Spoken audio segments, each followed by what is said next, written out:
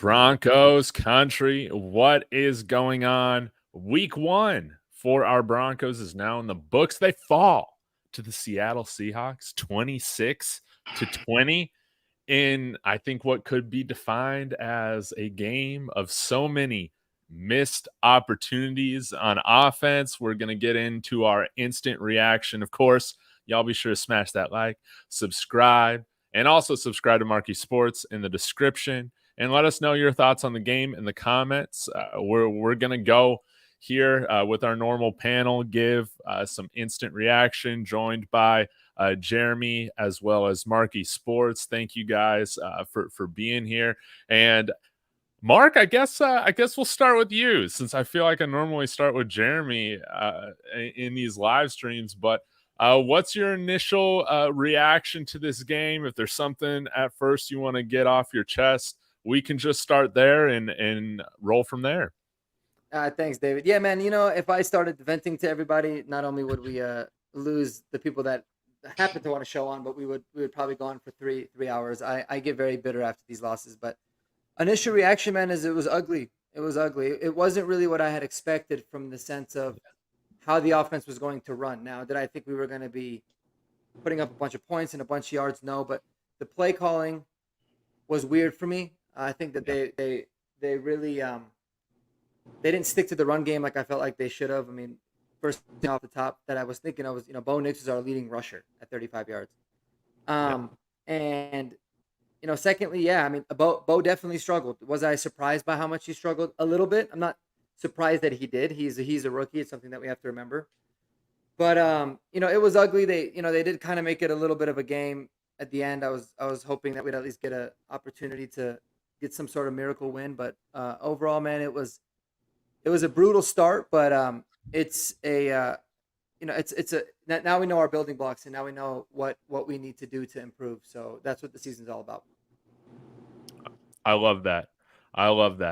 And you're definitely right. Like, we kind of know, I think regardless, if you take away the record, the biggest thing is, how does Bo Nix look week 1 compared to week 18? We at least know the starting point right now. I'll kick it over to you, Jeremy. What are your initial thoughts on this first game against the Seahawks?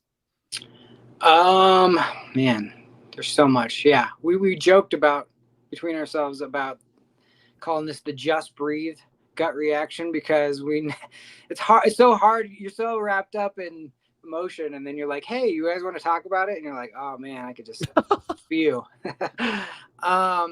Yeah, Bo Nix struggled kind of as expected, like in Seattle. I thought they did kind of, they were very, very like safe with the game plan about short passes. Some ways I feel like they didn't help him out with like some of the drops. That was huge. Instead of sustaining drives, you just three and out. And it's just, didn't run past the sticks. You caught it, but you didn't get the first down because you didn't run. You didn't do a 5.5 yard route. You did a 4 yard route. And it's just like, those are the things that just drive you crazy. And of course it ends up going down. The thing that, to be optimistic, is Bo Nix at least shows his grittiness, because at the end of that first half, when everything is going bad against him, he doesn't shrink in the face of the pressure, throws a beautiful pass that gets us 3 points on that back shoulder. And then when you're down 13 and you're like, it's over, whatever, and most people would just wrap it up, he's like, nope. And he puts that long run down the sideline, and just being aware of they're in man coverage. I'm just going to keep running until they turn around, setting up the next run and doing a double pump fake to juke the guy out and then spin on Witherspoon to score was super nice. And I was just praying. I was just like, please just give us a chance, because it just felt like one of those old school Bronco Elway wins that was coming. If you just get the ball back, get the ball back. And yeah, that Benito offsides just crushed it, because it was 3rd and 11. We made the tackle, and you cannot fault Browning. Sorry. Was it Browning? Was it not Benito? Yeah, it was Browning. Okay, well then my fault, Nick. But yeah, you can't do that. It's the devil's in the details. You lose because you jumped off sides. I mean, you lost for other reasons too, but that was the clincher. I mean, one thing I will say too, that was a big question mark coming in, Riley Moss, dude looked great. I mean, that was perfect coverage on that last play. That's like just an unbelievable kind of lucky catch, but he was there the whole game. He was right on his man. Tyler Lockett was. There was a couple to Lockett that you're just like, how did they complete that? He just threw it up for grabs and it was like right to his chest. And you're just like, one of those days, man. One of those days. But yeah, I mean, optimistic about the way, even in the face of all the adversity, just doesn't shrink. And that's something you can build on. That's something that the teammates know next week if you're down going into the fourth quarter. Okay, well, we still got a shot. There's been times when literally we've lost the lead and we're like, oh, we lost. Like it's the third quarter and we're down 3 or 4 and we're like, we're not coming back from that.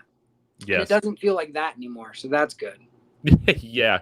No, most definitely. I think before I get into kind of my instant takeaway regarding Seattle, they didn't even look like, man, they went through a head coaching change in terms of normally kind of the issues that you see kind of early on in the year. They looked like that in the first half. But after that, I mean, credit to their team, their coaching staff, their adjustments. I was so impressed with their tackling. I think the broadcast was calling this out as well, but it seemed like whenever we caught the ball, very reminiscent of Super Bowl 47 or 48. I 48, when we faced them. Yeah. Whereas like, man, every time we touched the ball or caught the ball, man, they were right there to bring us down at the point of the catch. There was very little opportunity to make big plays. And again, credit to them. They looked great in that second half. Unfortunately for us, which was a pretty hilarious first half. Like I can't remember ever seeing a team get like multiple safeties, especially like in a first half. And this was just a story of failing to capitalize when we had more than enough opportunities to get the lead on the road. And because we weren't able to pull away, that allowed them to rely on Kenneth Walker. And man, he really did tear us up in the second half. I thought our defense had a pretty good first half, obviously. The tackling was good. Alex Singleton was looking good, right? But of course, I guess they were getting the ball outside a little bit more.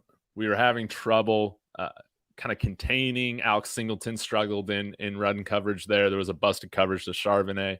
But I think to kind of bring it back, we'll start with Bo Nix too, talking about his debut. But I think it's never ideal to have 42 passes in your rookie debut. Similar to Caleb Williams, he had his ups and downs, but now we kind of at least know the baseline what we're starting with. Would I expect to see a better performance against him from him at home next week? Yes, but I think the thing that I'm most encouraged with is that we at least saw flashes of him being able to make some big plays with his arms and his legs on third downs. And I think we got to do better at setting him up to have a little bit more success. It was a shame, man. We could have had that Javonte Williams touchdown, that Jaleel McLaughlin turnover. Like, if that's not going for a touchdown, that's at least going for a first down conversion, I feel like. And little Jordan Humphrey, Josh Reynolds with a handful of drops. Cortland Sutton might have had one. Really the only guy that was kind of prepared and looked the part was Devon Vele. Strangely enough. And Josh Reynolds a little bit at the end. Reynolds showed up at the end. It was brutal, man. Yeah. It's brutal. I mean, when you can't get into any kind of a rhythm, like we couldn't. I mean, when we started the game good and you're looking at it and we were up 13-9 or something at half, and you really felt like in a way, man, we should have been up way more than that. Every time that happens, every single time you're like, you're going to end up losing. And I was even telling myself that exact same thing when I was watching the Packers and the Eagles game the other day. the Eagles started off terribly, and the Packers were only up 6-0, and I'm like, Packers are going to lose this game because they didn't take any advantage of the opportunities. And so yeah, I mean that in and of itself was brutal, and people have to realize the defense was not getting anything. It was not getting. It was. I guess we weren't being a favor for the defense because they were just constantly. It seemed like on the field, so they ended up obviously tiring out at the end there. Yeah.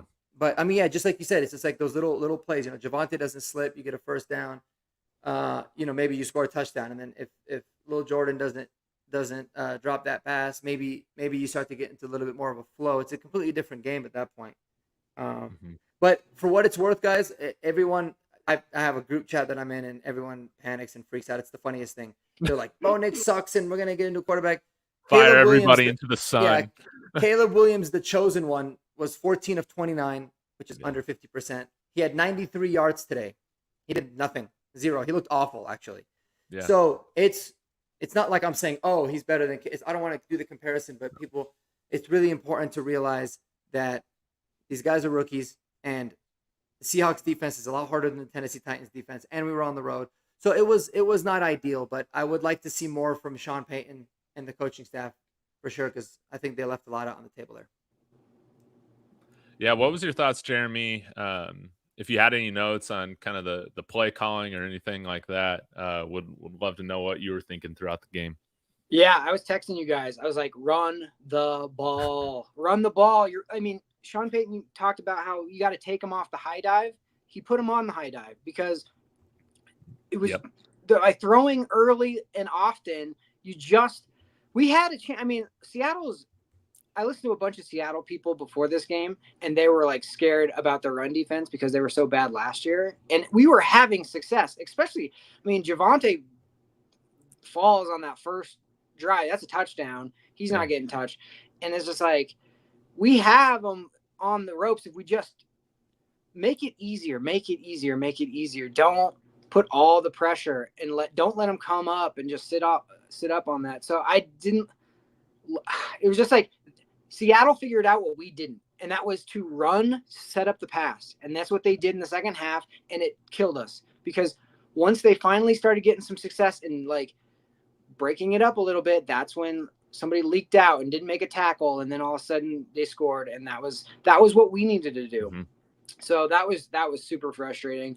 The other thing I was texting was like, we needed a deep shot. They just were at a certain point, they were like, Nix knows, especially Garrett Bowles is out, so he knows I got to get the ball out quick. They're just sitting on routes, and you have to take something deep to like make them at least be worried that something over the top could happen, and we just didn't even try. I don't know why you have Marvin Mims if you're never going to at least try. The one time last season when we actually tried to throw it deep, he he exploded, and then they're like, well, that worked, so let's never do it again. And you're like, I don't understand. Just try. I mean, well, and they're trying to throw these yak throws, the yards after the catch throws across the middle. They're trying to throw them to guys like Sutton and Vele, or I think I saw one with Dulcich. It's like, why aren't the fast guys getting those? I don't understand it. That's something I had noted too. Yeah, I mean, and it's just like if you're gonna throw those short routes and they're just gonna sit on it, like Bo Nix is awesome at yak because he gets the ball out really quickly. But that team was like sitting on everything and tackling like extremely low, like you said, David. So if that's gonna happen, you have to just go for some shots. You have to at least soften it up, because they have to be worried about, oh shoot, I don't know, like I don't want to get beat, and even just the chance, so that's why a lot of teams will do a reverse early in the game, just because it will make that backside guy worry about it the rest of the game, just to kind of slow his rush down a little bit. You need to set things up so there's chances later, and we didn't do any of that. We just wanted to throw short, and on 1st and 10, the little dump offs just wasn't getting it done. So that was the main thing for me. Did you guys see much of? I know that we saw him on the last drive specifically, but it was kind of odd to see kind of Jaleel McLaughlin be that guy mainly throughout the second half. Whereas, yeah, I know Javonte had a couple slips. Maybe he was leaving. I think one of y'all might have mentioned like he's not exactly seeing the holes the best, but I let me check the box score, man. I thought that he had some good runs for us in the first half, and I don't really remember seeing him much in the second half. Javonte Williams, oh, yikes. Yeah, none of this stuff is great. 8 for 23. That's a 2.9 average. Jaleel McLaughlin got 10 carries for 27. That's a 2.7 average. And man, Audric Estime looked all right. 2 carries for 14. Hurdled the guy, but had a fumble. So you knew you weren't really going to see much of him after that. He got 1 carry after that first carry, but yeah. I was a little surprised to see, again, to serve a rookie quarterback well, you want to try and control that time possession a little bit. You want to get the run game going. That I think was something that I was disappointed with Sean Payton with, in agreement with you guys. I think that even on our second possession, it was a 3-and-out with 3 straight passes. Did not like the game plan coming in here, and I think you guys called it out where the lack of just using speed, like it seemed like we were pretty late getting the play call in too, so that might have had to do with the noise, but I feel like most of the times we were just getting to the line with 10 seconds left or so, maybe even less, and so that really limits your ability to do any sort of pre-snap motion, get a wide receiver rolling across the formation, any of that that we saw some ran in preseason. But I think that this was a legitimate first string defense that Bo Nix saw for the first time, and we saw those bumps. And I think too, throughout his time in preseason, I think he was mainly seeing man coverage. And I think, again, with Seattle zone, I think that it's very clear that he has some adjustments to make with that. And that's a hell of a defense. Like you guys will realize that as the season goes on. Seattle's defense is going to be a problem. They have the best cornerback tandem in the NFL. But yeah, the second that they realized that we couldn't run on them, it was easy. It became simple. You jam everybody. They don't really have, we don't really have that good of receivers. I know I've talked about that a lot. Or guys that can be superstars. And so they just jam them at the line and, force them to throw into tight windows and force them to throw rush. So, it became easy. But, what I get really frustrated with, and this is so unlike Sean Payton when he was with New Orleans, but it's been kind of a common theme when he's been here, is he doesn't stick to one guy, like to one running back. He doesn't let anybody get into a flow. He'll just switch it up and put Jaleel in, and then he'll put Estime in for no reason. Then he puts Javonte. Like, let's let these guys get into some sort of a flow of the game. It wasn't like that at all. Like, granted, he had Kamara, but Kamara would get 90 to 95% of all the carries always, and then he'd bring in like Marc or somebody to spell him.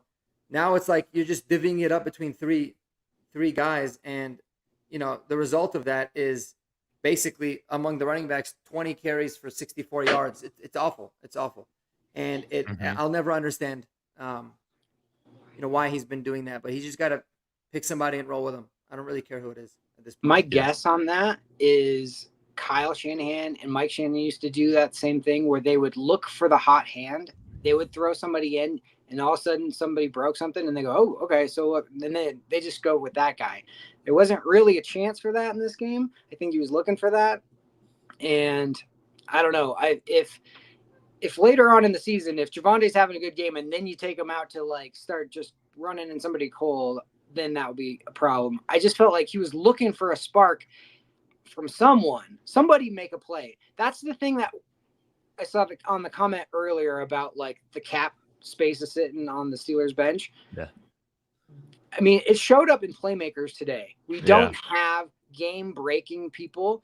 The thing with Bo Nix is going to give you opportunities to make plays, but you have to be able to like break tackles and like make people miss. We didn't do that at all today, and we were tackled immediately. I'll credit Seattle on that for a lot of those. They were just like they were there right away, but there was also times when you could have done a little shake, and then we just don't have dynamic athletes. At least we didn't play them. Maybe Franklin is, maybe Mims is, but the thing with having tall receivers like Vele and Sutton and Reynolds is their possession big bodies, but they're not tackle breaking, like take it to the house guys. You know, we don't have a Tyreek Hill. We don't have, I mean, that's literally what the Chiefs' whole scheme is. We just got to get the ball to people and let them do their thing. And all of their guys that they've gotten are all game breakers. That's their whole strategy. They don't even care. They have one possession guy. It's Kelsey. And other than that, just they got the jitterbug guys and just get them the ball and let them do their thing. Yeah. And we're kind of built the opposite. We can blame the salary cap on that for, you know, we're taking a huge hit this year. But I think that showed up against teams that are going to tackle really well and really lock down like that.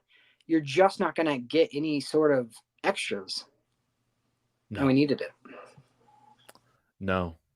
And I want to go back to the first half really quick because I thought our special teams unit did pretty good today. You know, that was nice to see.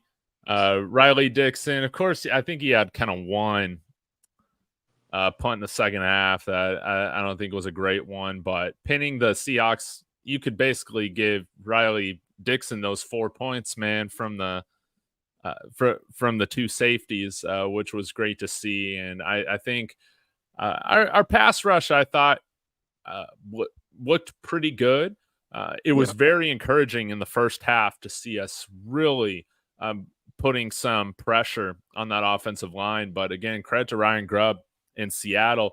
They made the appropriate adjustments to where their right tackle really wasn't much of an issue in that second half because they were just getting the running game going. And Kenneth Walker, incredibly hard to bring down. He kind of almost looked like Derrick Henry out there. You know, even when he was dealing with us in the backfield, he's still suplexing our guys, breaking tackles. Like, he didn't go down on first contact really much at all throughout this game. And yeah, this was a big test for Denver.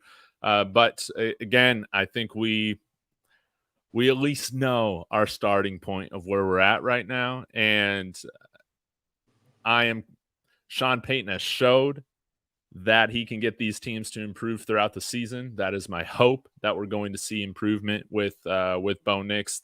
That's my expectation. But hopefully Garrett Bowles, his injury is okay, is not serious. Did you guys know what that was? I might have missed that on the broadcast. They just said ankle. That was all they said. Okay. Well, as he long was questionable. He wasn't ruled out, but he was questionable with an ankle. Okay. So yeah, hopefully he's going to be okay. Yeah, again, when you're putting Matt Pert out there, that sucks, man. And that's next never week, ideal. It does not get week easier. one. TJ Watt looked insane, incredible today, and it is not going to get easier next week. I mean, double, triple, quadruple team him if you have to. That guy was a one-man. He won them the game. Like, Justin Fields didn't. He's exactly like Russ, except for he has mobility. But like, he just scrambles around. He doesn't. I don't think he's a very good passer of the football, but he's got good wheels. But they really won that game because TJ Watt. Seriously, or TJ Watt? Am I saying that? It's not. Yeah. TJ Watt. That he's gonna have like 6 sacks next week probably. It was insane. I mean, he's gonna be one of those like 9 to 6 games, 6 to 3. Like, the over under is gonna be a 38 or something like that, and it's probably gonna be under. It's gonna be a. Do you think it's gonna be a battle next week? I hope so. I would much rather play him than Fields. Me too, man. For sure. Yeah, he can't run around like Fields can.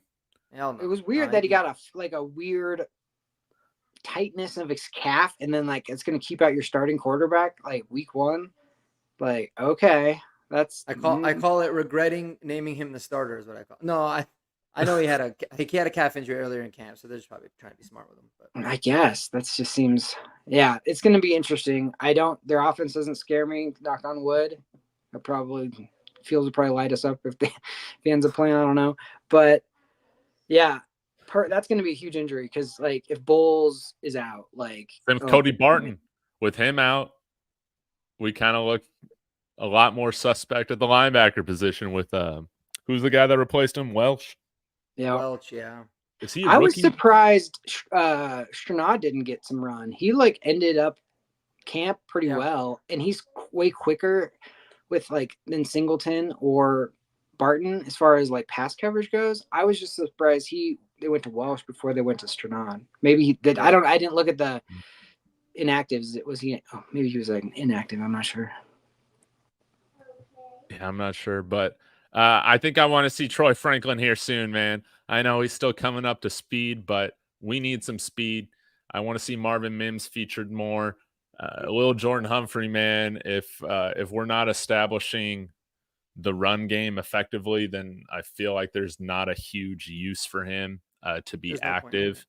And yeah, I would like to see some more speed brought into this team. But hopefully next week we're able to, I think one like small thing that we can do a lot better of a job with, again, we won't have the crowd noise, but it's just getting the play call in quicker and getting to the line.